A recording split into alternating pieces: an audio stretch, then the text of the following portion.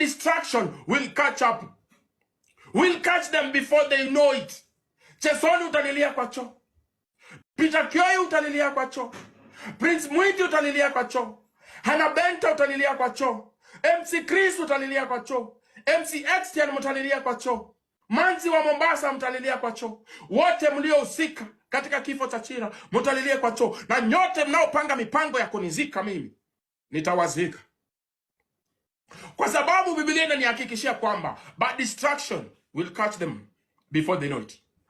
They will be caught into their own trap and fall into their own distractions. Already happening and they're speaking. They will be glad because of the Lord. I will be happy because he saved me. Bwana asifiwe. With all my heart, I will say to the Lord, there is no one like you. You protect the weak from the strong, the poor from the oppressed. Bwana asifiwe. Hallelujah.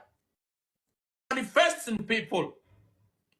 Now, distraction will catch up with you. That which you have taken, that which you are clenching on will be taken.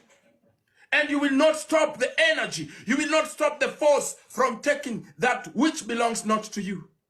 And it says chapter 8, but the distraction will catch up. Will catch them before